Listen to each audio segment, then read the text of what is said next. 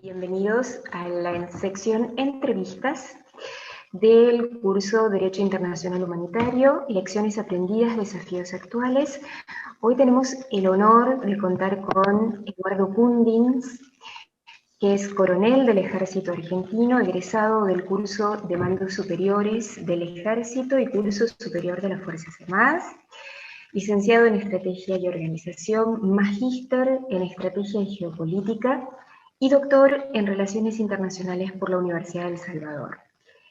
Dentro de su vasto currículum y en lo que atañe a nuestra entrevista, merece destacar que desde el 2008 es director y conductor del ciclo multimedia radial Cascos Azules Argentinos, con 16 repetidoras, y desde el año 2019 jefe de cursos de extensión universitaria en la Escuela Superior de Guerra Conjunta de las Fuerzas Armadas. Ha sido profesor adscripto al Centro Argentino de Entrenamiento Conjunto para Operaciones de Paz, en cursos de observadores militares y oficiales del Estado Mayor de Operaciones de Paz, en temas como apertura de misiones y derechos humanos y genocidio en Ruanda. En el marco de sus funciones en el exterior, cabe destacar que fue representante argentino ante el Grupo de Trabajo Multinacional Iberoamericano en Operaciones de Paz, en Toledo, España, en el año 2003. Fue jefe del Grupo de Negociación de Memorándums de Entendimiento entre la República Argentina y la ONU para MINUSTA, en el año 2004, y jefe de delegación argentina visitando a los contingentes de MINUSTA, Haití, en el 2014, MINUC, Colombia, en el 2018, y MINURSO, Sahara Occidental, en el año 2019. Bienvenido, doctor. Un gusto tenerlo con nosotros. Gracias, Karina. La misión de las Naciones Unidas para el referéndum del Sahara Occidental, MINURSO, se constituyó en el año 1991. ¿Cuándo y en calidad de qué participó de esta misión? Bueno, esto fue un poco el Big Bang, como a veces suelo decir, para la República Argentina y en gran medida para Naciones Unidas. Se desata una serie de conflictos que venían solapados, que venían de algún modo ocultados de lo que realmente estaba sucediendo. Y después de la caída del muro de Berlín, lo sucedido en el 91 en el Golfo, como segunda o como primera guerra del Golfo. Estamos hablando también de que estalla Yugoslavia, los Balcanes en general, y comienza a manifestarse un crecimiento de la curva de participación en misiones de paz, y ahí Argentina se suma. Y nos tocó, para nosotros fue un privilegio, una decisión que rompía un poco los cánones tradicionales. Vos sabés bien que las instituciones militares somos más bien pacatas y de algún modo muy avenidas a tradiciones, a liturgias, a cosas a no modificar, y esto constituyó de algún modo una irrupción de lo nuevo en términos tofflerianos que creo que era imprescindible. Y esto nos permitió, como decías vos, llegar 7 días después del alto el fuego definitivo, allá se están cumpliendo ahora, en octubre del 91,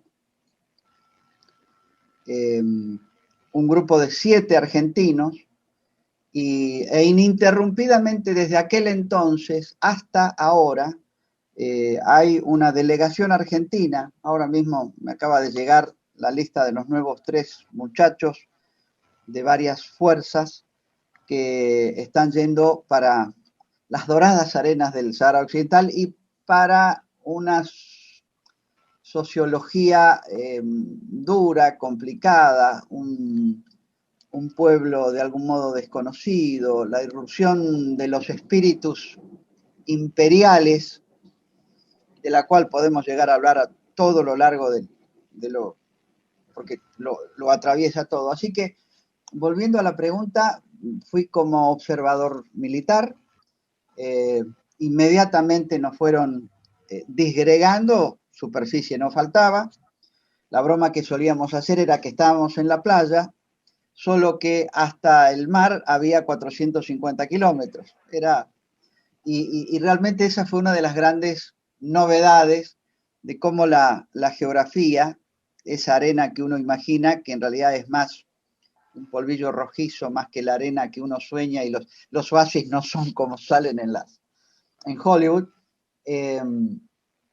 y cómo irrumpe, es decir, no hay solución de continuidad, directamente termina la arena y llega el mar. La humedad toda, el 101% de humedad con la sequedad total del desierto. Y bueno, 10.000 experiencias, que fue el comienzo de una historia, yo creo que maravillosa.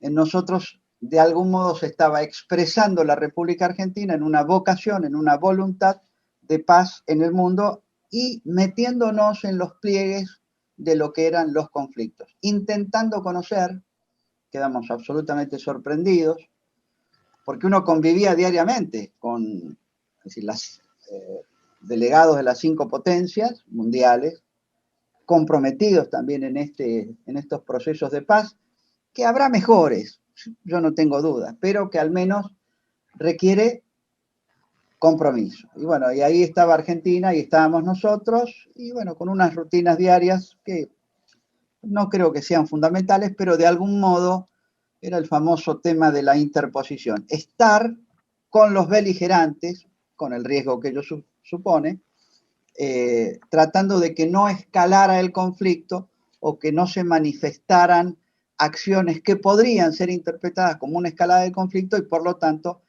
la ulterior represalia, bueno, que lamentablemente a veces genera hechos de los cuales no se puede volver, ¿no? O sea que considera que, bueno, fue una experiencia sumamente enriquecedora, y además el hecho de que desde ese momento Argentina va a tener una permanente presencia en las misiones de paz hasta la actualidad. Bueno, de hecho, sí, justamente en estos días hay como una especie de resurgimiento, ¿no? De resurgimiento de este interés. Tú lo has dicho, que tratamos también de difundir este compromiso, de darle un conocimiento inteligente, y esto tiene mucho que ver con el mandato que tienen las Fuerzas Armadas en la actualidad, que es conjurar, bueno, proteger a la ciudadanía, al territorio, la soberanía y todo lo que rezan las diferentes leyes y la propia Constitución, el defenderse, el derecho de defenderse del país, el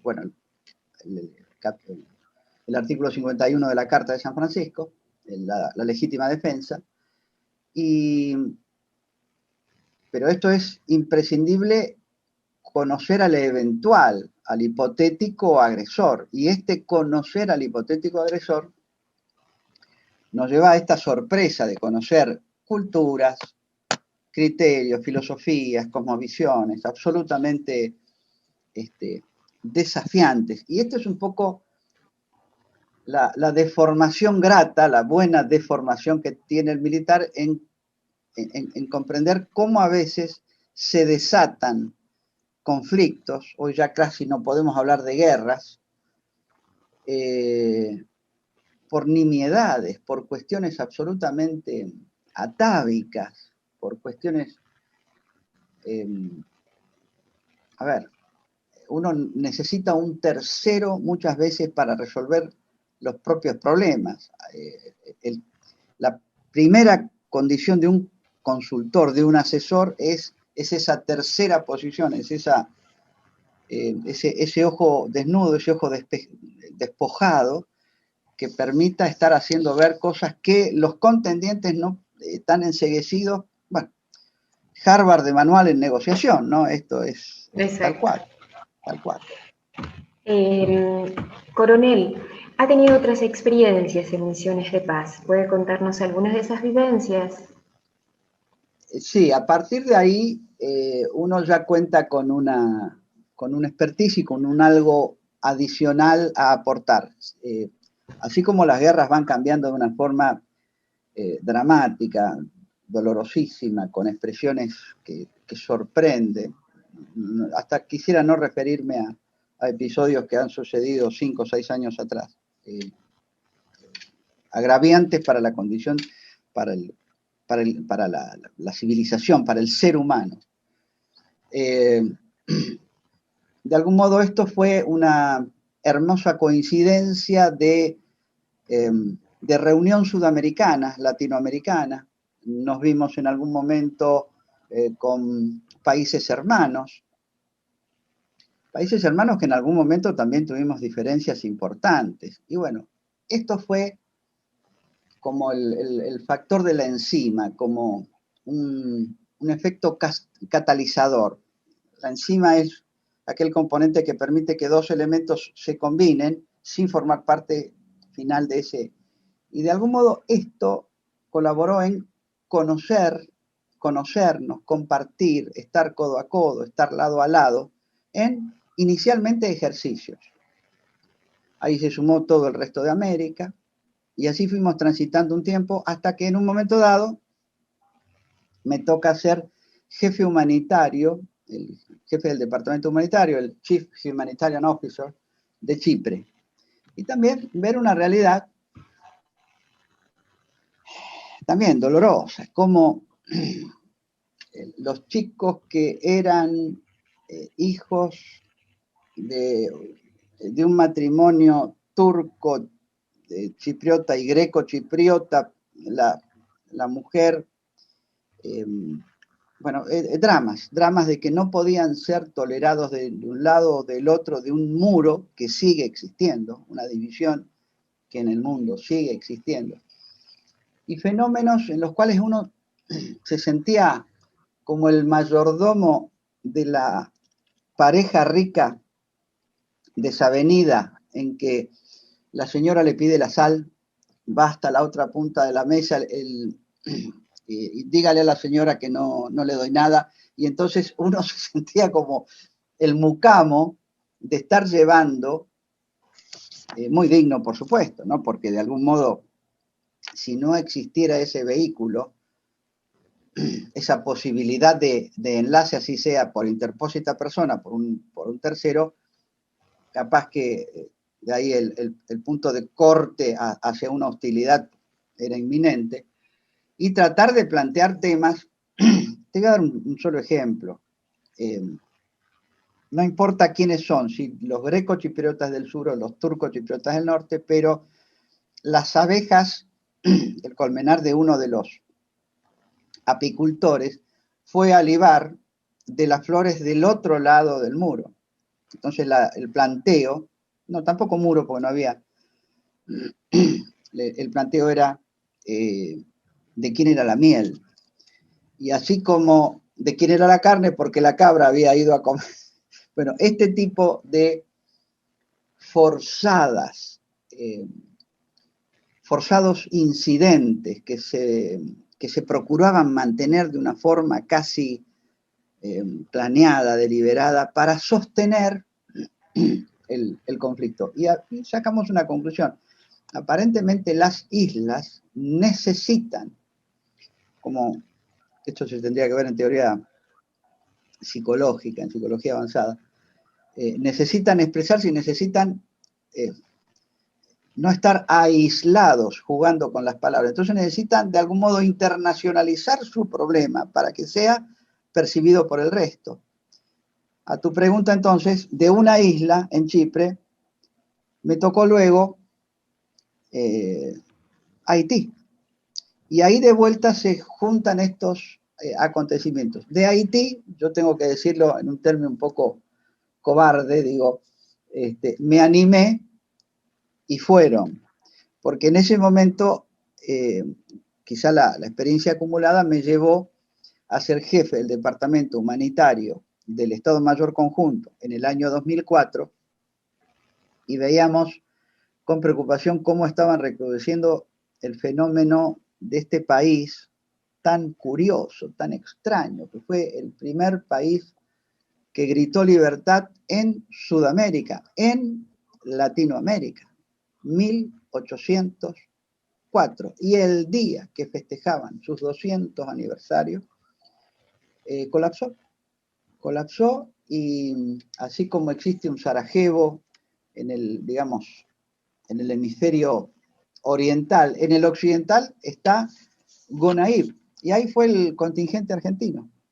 Y realmente fue un desafío porque era un nuevo paradigma, eran misiones de paz en esta evolución lamentable en que ya no se podía pedir el permiso de las partes, lo que se conoce en esta temática como capítulo 6, que es la solución pacífica de controversia, en la cual las partes concuerdan en que venga un tercero a que los mida. Acá hubiera sido darle entidad a una facción que era, yo no digo simplemente revolucionaria, sino insurgente. Las revoluciones no son per se negativas a menos que tengan una carga de violencia y cuyos objetivos no sean.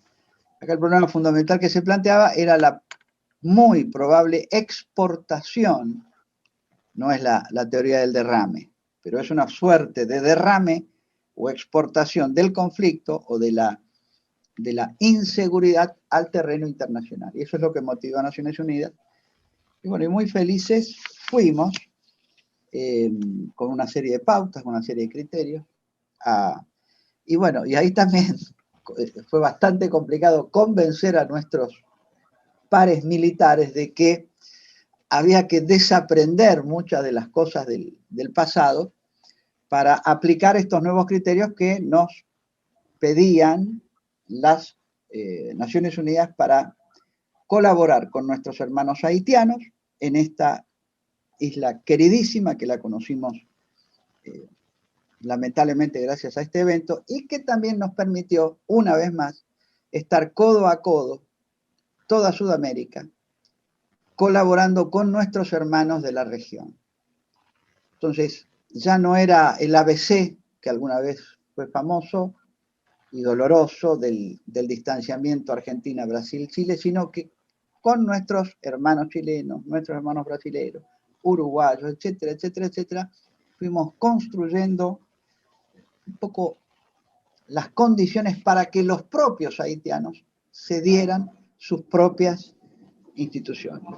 Vean el riesgo que había y cortame cuando quieran, Karina Suide. Por algo tengo una radio. No, por favor. Era que el primer ministro que nos tocó durante casi todo la presencia de la República Argentina en Haití fue un rockstar, Michel Martelly, Sweet Mickey, era el primer ministro. Y cuando yo fui de vuelta a ver cómo era esto con un grupo de periodistas, que también fue una cosa muy grata, en el 2014, si yo te hiciera una encuesta de cuántos eran los candidatos a presidente, estaremos un rato y no vamos a entrar en ese juego. 11.000.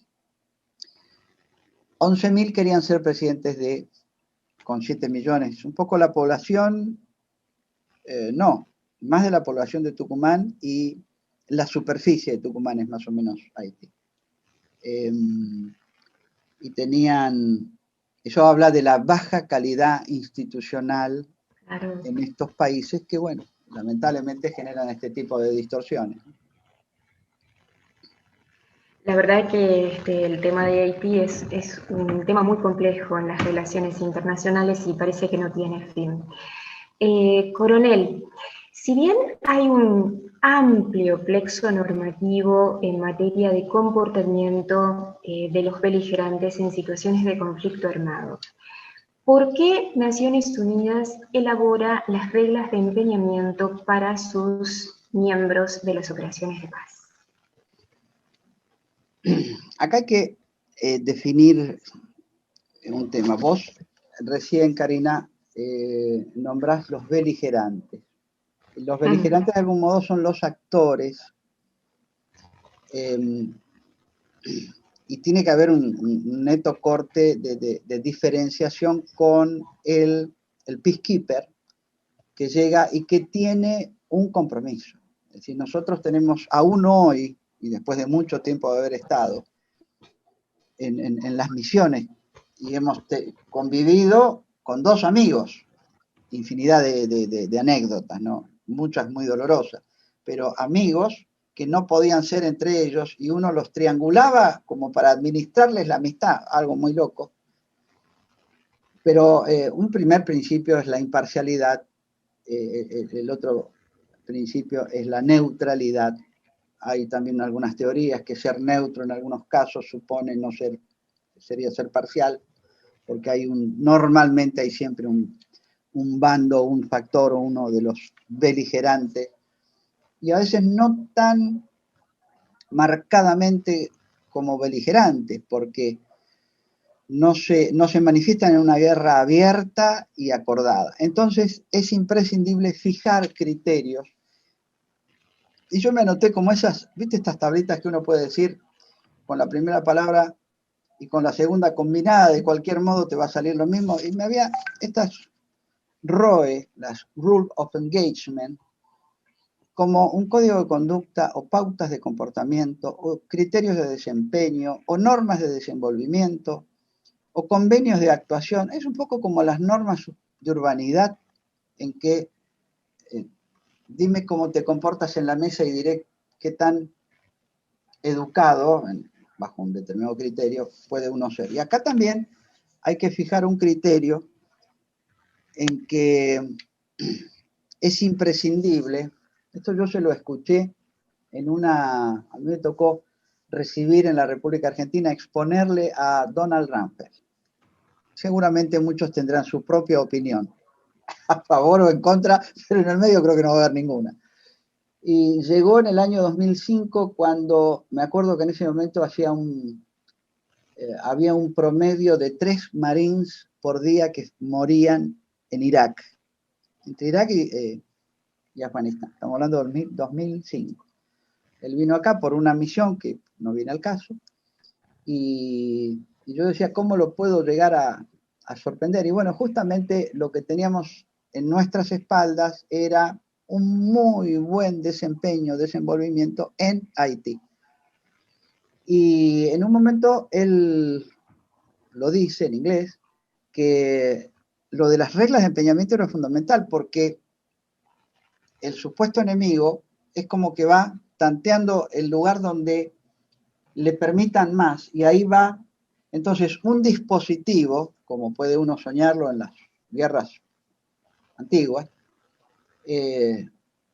va a ser tan como una cadena, tan fuerte como el eslabón más débil. Entonces, la solidez, la consolidación de un criterio de desenvolvimiento homogéneo es fundamental. Pero acá también se incorpora otra cuestión, que ya sería como una especie de adelanto de lo que son las nuevas misiones, porque no estamos ni en la candidez ni en la sencillez de aquellos episodios del pasado, sino que ahora, bueno, el 95% de las guerras son internas y utilizan la propia mano de obra local, lo digo de una forma casi cínica, pero para que sea suficientemente explícito esto. Y en este problema, cuando Naciones Unidas le corresponde comprometerse con estas misiones, se le agrega lo que le llaman ahora el R2P, que lo dibujan con el 2 con un 2, que es la responsabilidad de proteger. Y entonces se incorpora en esa secuencia, esto es un poco como la secuencia que se le impone a la ley de derribo, o lo que uno puede entender de lo que sucede con los pesqueros en el mar argentino. Es decir, hay una primera, y hay toda una secuencia, hay una sucesión que es imprescindible, es la misma que la del policía, ahora que tenemos el tema de las taser. Un aviso, un segundo aviso, un tercero, esto después cambia, un tercer aviso. En el caso de, en alta mar, un tiro de determinado calibre delante de la proa, otro atrás en la popa, hasta que llega en una sucesión en que se van cumpliendo una serie de requisitos. Son los criterios en que ya puede llegar a haber un impacto directo cuando todo lo otro fracasó. Cuando evidentemente la acción hostil es manifiesta, cuando el avión persigue una finalidad hostil, o cuando existe, y acá vamos a las misiones, peligro para un tercero, no solo un funcionario de Naciones Unidas, no solo el ataviado, el uniformado, el uniformed people, como se dice en Naciones Unidas, sino un tercero, un civil. El deber de proteger es proteger al civil, y eso a veces impone una acción punitiva. El otro día estábamos hablando con un argentino, cual nos llena de orgullo, que es un alto funcionario de Naciones Unidas en el Congo, la misión más grande que tiene Naciones Unidas actualmente. Yo creo que el 85% de los recursos de Naciones Unidas están concentrados en África, lamentablemente. Y nos decía que, bueno, las manifestaciones de los 145 grupos guerrilleros que todavía asolan el Congo, a veces requiere hasta acciones ofensivas antes que preventivas. Así que creo que esto es, las reglas de comportamiento, las reglas de empeñamiento, son las que se le imponen al peacekeeper para hacer frente a este menú, como un menú de opciones ante las eventuales respuestas que pueda tener los beligerantes en particular. Sí, justamente le hacía la pregunta porque, bueno, obviamente no todas las misiones son iguales y no todas tienen los mismos desafíos. Y por allí la gente no sabe, digamos, de esta situación y cree que es lo mismo, o a veces plantean, si estaban los cascos azules, ¿por qué no hicieron nada? Entonces, por eso era importante la pregunta en torno a las reglas de empeñamiento, que son las que dan el marco regulatorio de las misiones específicas. Coronel, usted se adelantó una pregunta que quería hacerle que tiene que ver con esto de la evolución de las misiones de paz de las Naciones Unidas en función, obviamente, de la evolución del panorama mundial. La primera misión de Naciones Unidas se estableció en 1948 y el mundo ha cambiado mucho desde ese entonces y por ende han cambiado las misiones de paz. ¿Puede contarnos un poquito acerca de esto? Bueno, algo dijo ya. No, pero creo que hay cuestiones fundamentales. Yo lo diría en estos términos un poco familiares o simples, aunque realmente estaría hablando de una tragedia. Naciones Unidas hizo papelones, cometió errores importantes. Ahora, lejos de quedarse quieta, diciendo que es un organismo que puede ser criticado de cabo a rabo, por todos lados, sucedió no sé si esto tú lo tienes previsto para hablar después de lo que fue Yugoslavia y Ruanda. Eso lo hablamos después. En principio, las misiones fueron una sorpresa. En el plexo, en el texto de la Carta de Naciones Unidas, misión de paz no existe. Existe, no me acuerdo exactamente el número, la palabra paz como 61 o 71 veces, número más, número menos. Y estaba escrito ahí, todavía estaba humeante Hiroshima y Nagasaki. Esto se firma o se da por firmado para el 24 de octubre. Estamos justamente en el mes en que cumplimos el 75 aniversario de lo que es nos guste o no nos guste, el orden mundial vigente. Hoy que hablamos cuál va a ser la nueva normalidad después del COVID, etcétera, etcétera, el orden mundial se firma en San Francisco el 24 de octubre del 45. Nacen las Naciones Unidas y proviene de la guerra. Es decir, lamentablemente tiene olor a pólvora, pero fundamentalmente lo que pretende, como lo dice su preámbulo, el artículo primero de la Carta, etcétera, etcétera, es prevenir o evitar para las generaciones futuras el flagelo de la guerra, que en 2 oportunidades en este siglo, el siglo de las guerras, ¿no? Yo no me acuerdo quién lo define así, pero es un papelón para la humanidad.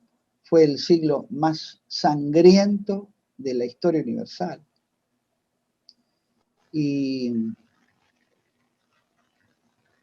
de algún modo algo había que hacer. Ahora, estamos en que esa evolución de los conflictos, el avance de la tecnología, lo que a veces decimos que es un crecimiento exponencial, va requiriendo también una reacción, a veces tardía, de lo que deben ser las guerras, de lo que deben ser los procesos para evitarlas, para prevenirlas, para morigerarlas, para atenuarlas o evitar al menos un impacto inaceptable. Así que Naciones Unidas ha tenido foros, ha tenido situaciones en que ha reescrito su libreto. Cuando se cumplían los 60 años de Naciones Unidas, y pocos días más, o pocos años más, porque en el 45 nace Naciones Unidas y la primera misión es del 48, se encontraban con que algo había que hacer. Las únicas herramientas existentes eran el capítulo 6, el capítulo 7 y el capítulo 8 de la Carta. En el capítulo 6 era solución pacífica de controversias y un acuerdo de las partes y traigo un tercero. Como es hoy, yo te daría una primicia, que las 2 primeras misiones fueron Líbano y el norte de India. Lo que es Jammu, Kashmir, Cachemira, India, Pakistán, ahí en el norte, y Líbano con Israel, Siria, etcétera, Levante, más abarcativo Medio Oriente, fueron las 2 primeras misiones, y casi gana, entre comillas, lamentable, sería hablar de quién gana en esto, porque todos pierden, pero iba a ser, a estos 2 lugares, a estos 2 puntos del globo, va Argentina nuevamente a integrar estas misiones, lo cual es todo yo creo que una buena noticia y una muy buena oportunidad de inserción de Argentina en el mundo. Un compromiso, nosotros somos tierra de premios Nobel, y tiene muchísimo que ver con cómo han evolucionado esos conflictos, cómo Saavedra Lamas en el 36 de algún modo inventa una misión de paz. Hoy tenemos que los sudamericanos se jactan, y a veces nosotros mismos no, cuando, digamos, el inventor de esa primera misión fue Saavedra Lamas, que era la guerra del Chaco Boreal, como en Villamonte creo que era, en un momento dado eran los parlamentarios, los foros, la necesidad de hablar, esto es pre-Naciones Unidas, las conferencias panamericanas, los representantes de los países, presionando a los países para que bajen, que no escalen en la hostilidad, pero finalmente, acordado que fuere, la presencia de alguien que legitimice los respaldos que la diplomacia había firmado. Así que este es un poco el esquema elemental, básico. Yo creo que tenemos suficiente motivo los argentinos para jactarnos de que de algún modo esa matriz fue aplicada posteriormente. 10 años después, más de 10 años. Pero esto después se fue complejizando. Yo tengo una frase últimamente, digo, las guerras se han desmilitarizado. Los principios del derecho internacional humanitario, el de distinción, el de proporcionalidad, quedan absolutamente sometidos a una, no puedo decir impericia, pero sí a una desregulación en los conflictos, en que deliberadamente se busca eso. Y voy a un terreno que es muy pantanoso. Yo sé que hay mucha gente, creo que las guerras son fundamentalmente culturales en la actualidad. Y un Mao, que creo que la foto después del Che Guevara es la que sigue en popularidad, dijo como pez en el agua. Y como pez en el agua, ¿qué pretendía? Que el guerrillero, el revolucionario, el insurgente, se moviera dentro de su población como pez en el agua. Entonces, la capacidad de distinción, de diferenciación, queda absolutamente herida de muerte. Es decir, la propia condición de éxito del guerrillero que estuvo en Indochina, que estuvo en África, que estuvo en Sudamérica, que estuvo en Centroamérica, era justamente mimetizarse con el medio. Y esto generó también una serie de cambios fundamentales en cómo encarar la posibilidad de cómo atenuar las consecuencias de los conflictos en escenarios absolutamente cambiados. Es decir, hay veces que a mí me duele profundamente pensar que mucha gente sigue pensando que una guerra es el desembarco en Normandía, la guerra es el bombardeo de Berlín o el bombardeo de Dresden, y las cosas han ido mudando y cambiando de una forma en que nos sorprende. Quiere decir, yo creo que Naciones Unidas se fue adecuando, ya la mayoría, como te decía, de los problemas y de los conflictos son internos, es una manifestación que corroe los pilares institucionales de los países. Ni hablar cuando un día nos dicen que había que ir a un país donde las instituciones democráticas estaban funcionando perfectamente y había que imponer una misión. Nos quedamos todos sorprendidos. Yo lo conocía a Edmond Mulet. Edmond Mulet era el que estaba a cargo el civil a cargo de las misiones de paz, sucesor de Malcorra en Naciones Unidas, y nos decía íbamos a ir a este lugar y yo quedaba con los ojos abiertos. Bueno, fue Colombia. Y en Colombia fue un argentino a cargo del contingente militar. Y un contingente militar que tenía que estar ataviado de civil. Bueno, es una historia larguísima. Pero voy a esta capacidad camaleónica que ha tenido que tener el Peacekeeper y Naciones Unidas, que tuvo flexibilidad suficiente. Hoy, cuando uno describe los unicornios, las empresas que ganan $1.000 millones en un año, si lo contamos a un abuelo y les va a costar horrores entenderlo, pero las manifestaciones de cambio se están dando con una aceleración increíble. Y yo creo que Naciones Unidas tuvo la capacidad de ir adecuándose a través de diferentes doctrinas, manifestaciones, la New Horizon en su momento, la HIPO, que es la vigente en la actual, la Capstone, que fue una colaboración externa, diferentes criterios que fueron adecuándose para tratar de paliar los papelones que en alguna oportunidad tuvo Naciones Unidas en algún otro escenario.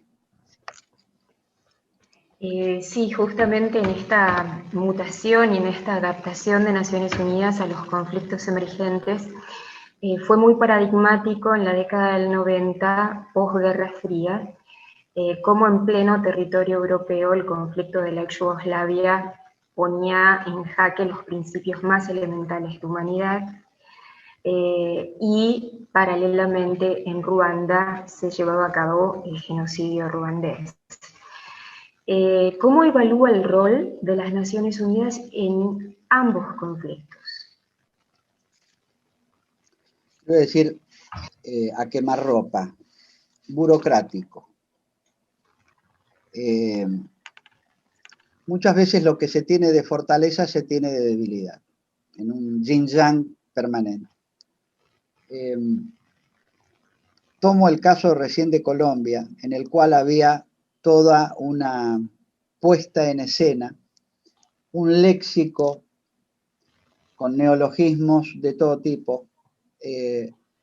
No era entregar las armas por parte de la FARC, no era devolver las armas, no era bajar las armas, no era deponer las armas, sino que era dejar las armas. Entonces se inventa la palabra dejación, con D y J, dejación de algo. Nunca entregarle a quién le iban a entregar el arma, a un civil. ¿Cómo podíamos superar que lo que estaban entregando fuera un mouse y que alguien, no, pero esto es un arma, se necesitaba un especialista, se necesitaba un militar. Ahora, ¿cómo entregarle a un so-called ejército de ocupación? Vos te das cuenta la matriz cultural,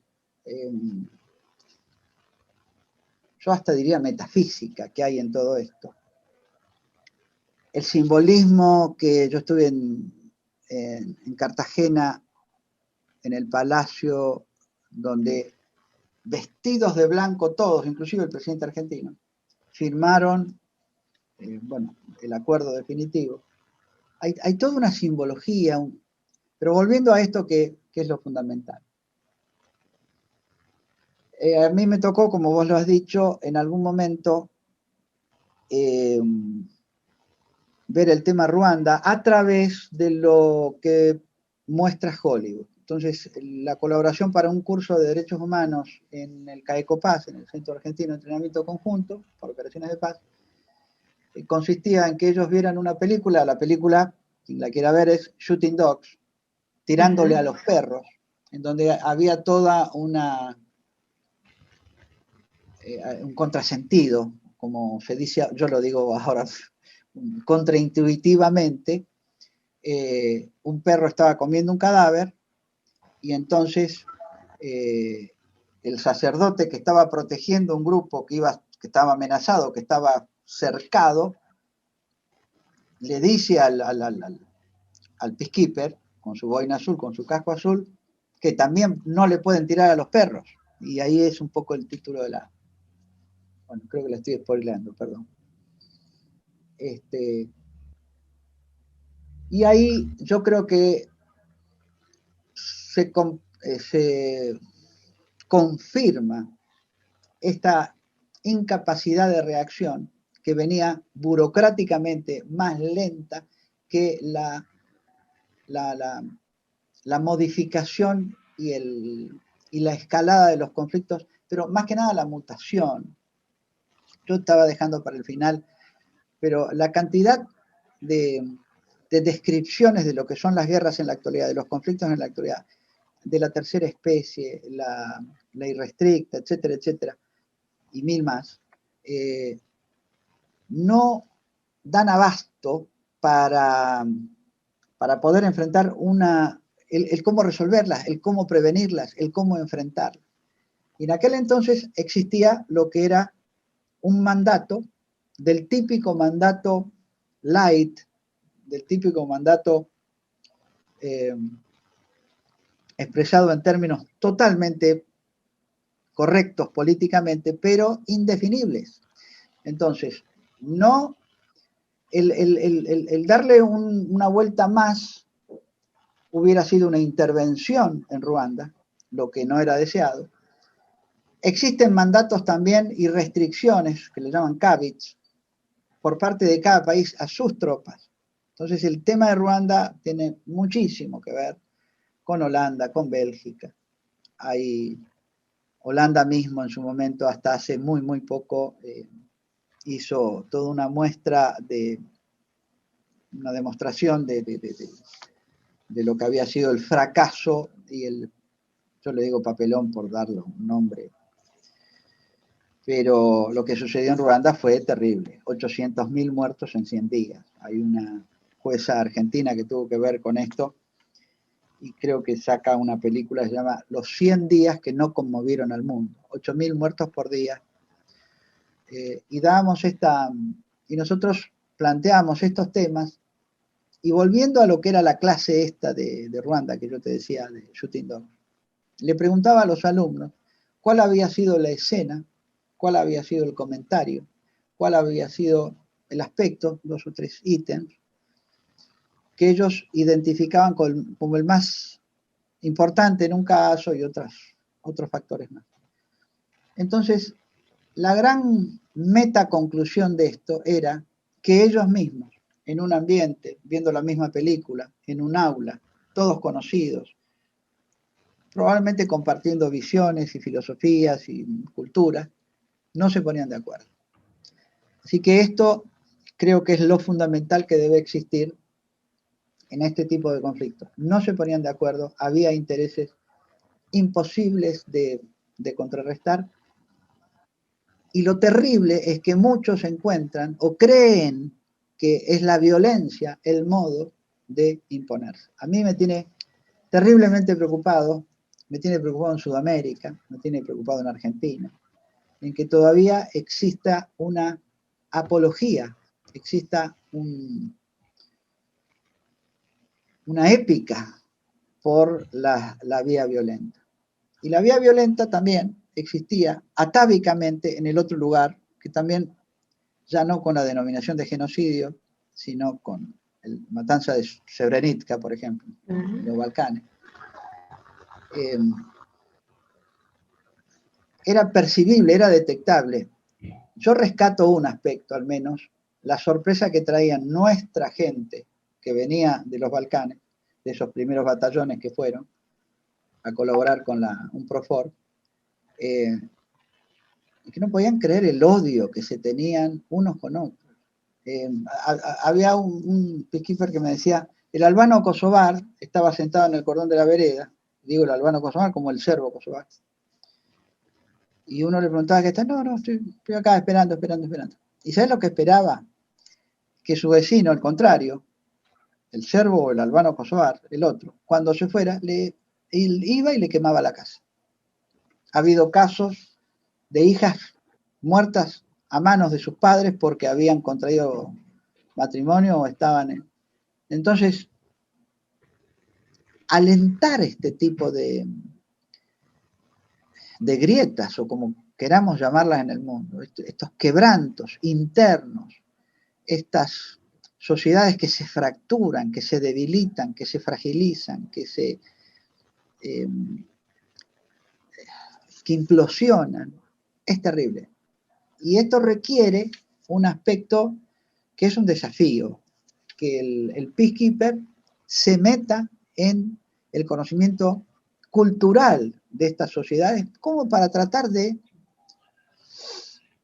prorrogar, interferir, alterar, demorar una manifestación violenta de la cual no se vuelve.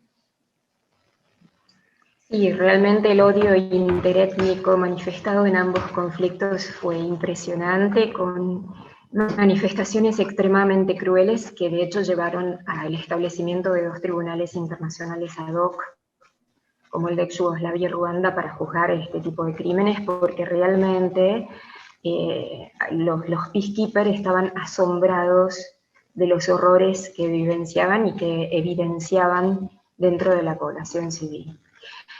Coronel había estado hablando durante la exposición de cómo han cambiado los conflictos.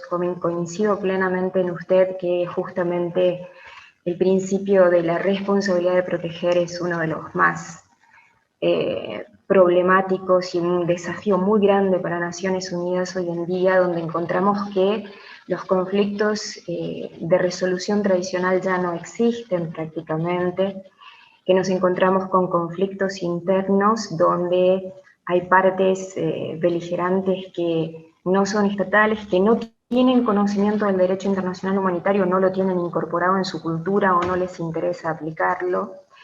Esto genera un gran impacto en las poblaciones civiles y también esto, digamos, no exime de responsabilidad a las partes gobernantes de esos países.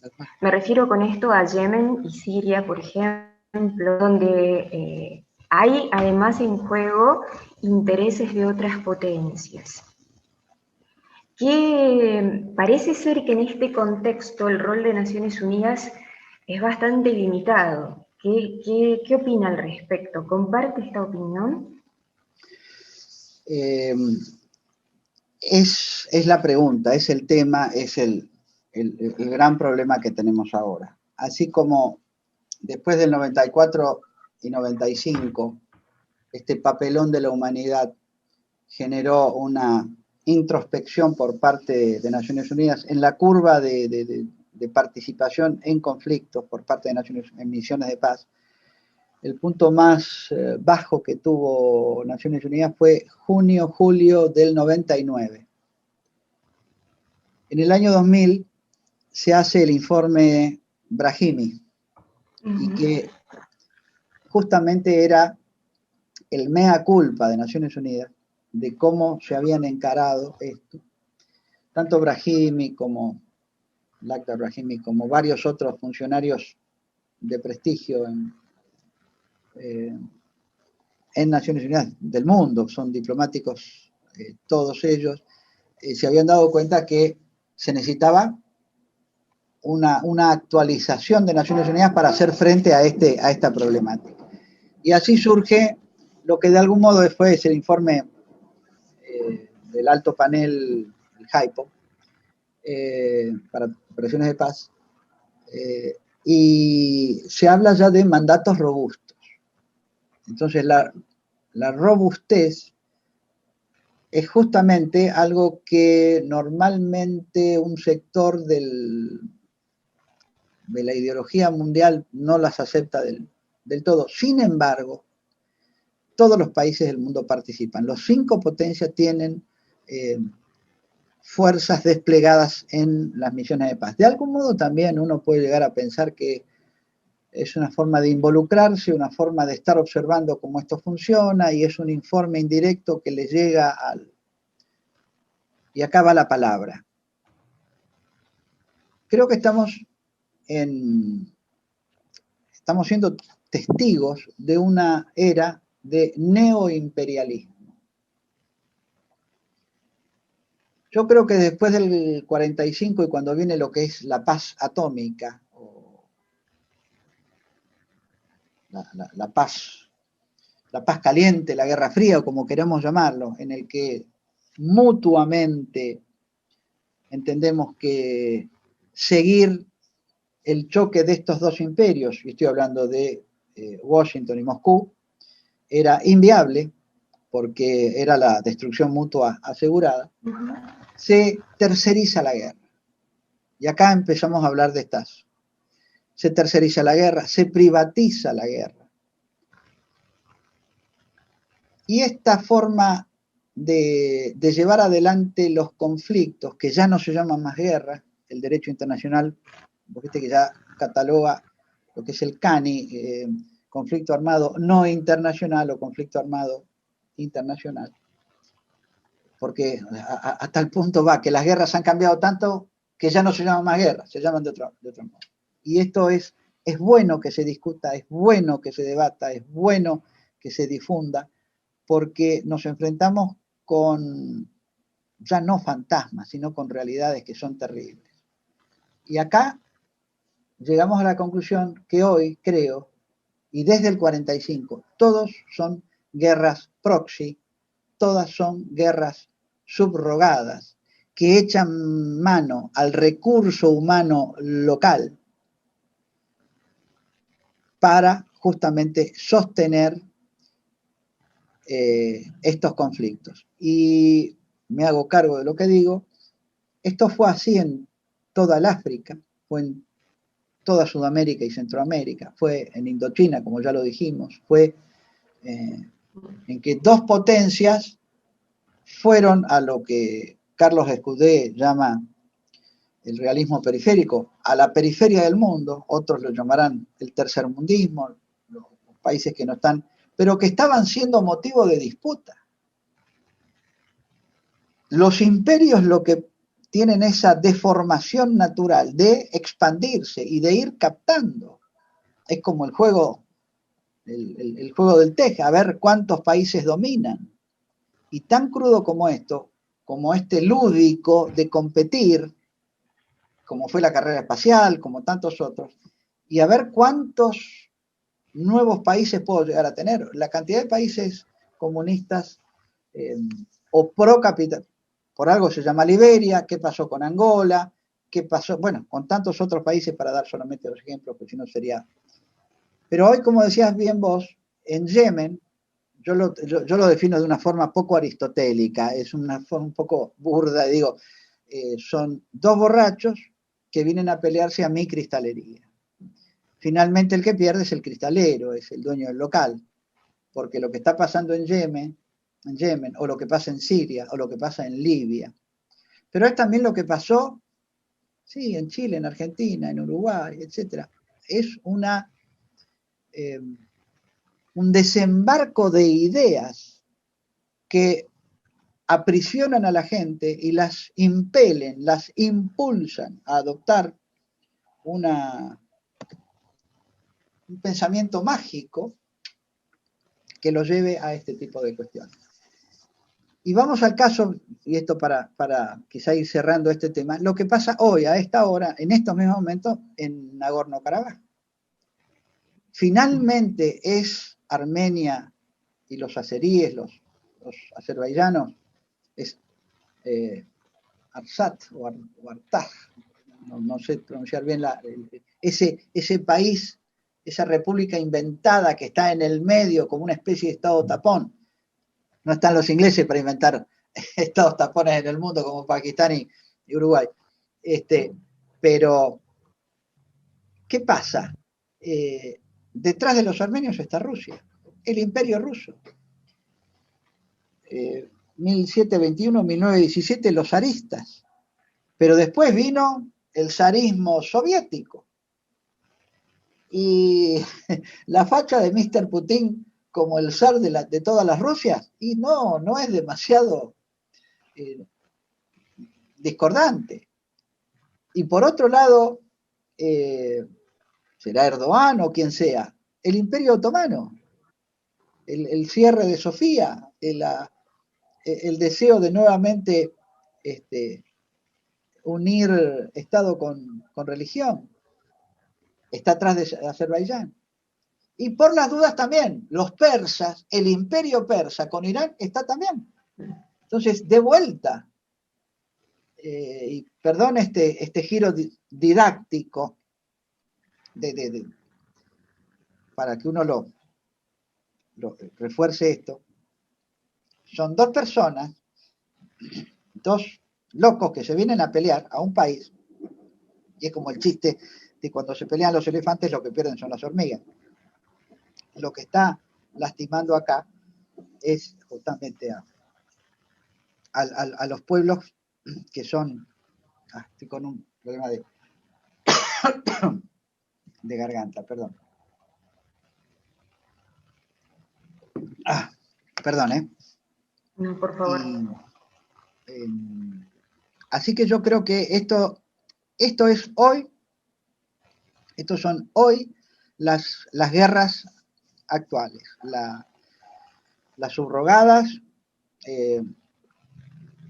las proxy, como también se suele llamar, porque son de esta manifestación. Turquía está respaldando al militar, que no está en la Cirenaica, sino que está, sí, creo que está en la Cirenaica, en el lado oriental de Libia.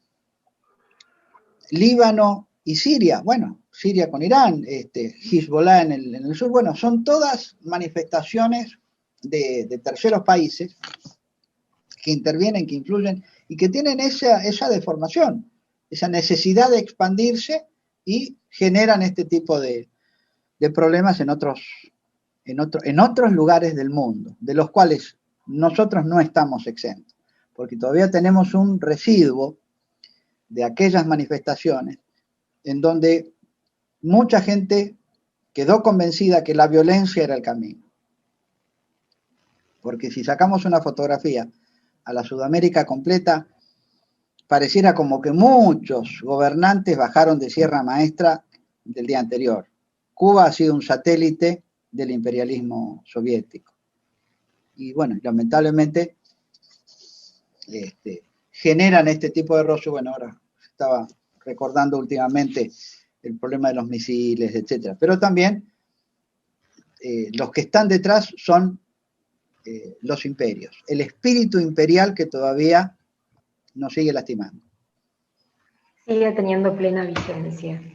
Este curso se llama Lecciones aprendidas, desafíos actuales. Y a medida que uno va avanzando en la cursada y vamos hablando con diferentes referentes, siempre llegamos a la misma conclusión.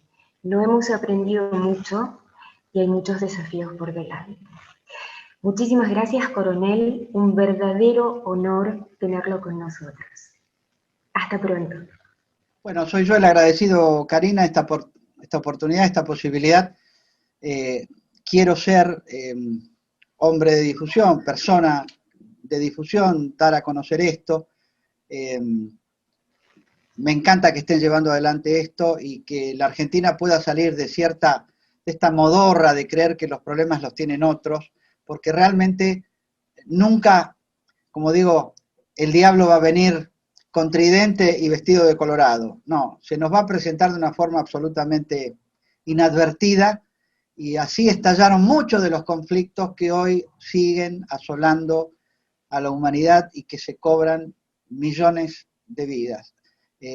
Quizá alguien pueda llegar a decir, un coronel que se hizo doctor en relaciones internacionales, que ama la paz, y porque nuestros peacekeepers la han sufrido y han visto lo que genera el odio en muchas sociedades y cómo se van consumiendo por dentro. Las peores guerras que existen son las fratricidas, las que se hacen entre hermanos. Y lamentablemente la Argentina lo sufrió, esperemos no caer de vuelta en estas manifestaciones que los violentos creen que son la solución. Gracias y que tengan muchos éxitos y sigan con muchos cursos más, que es fundamental para que la humanidad vaya por mejores caminos.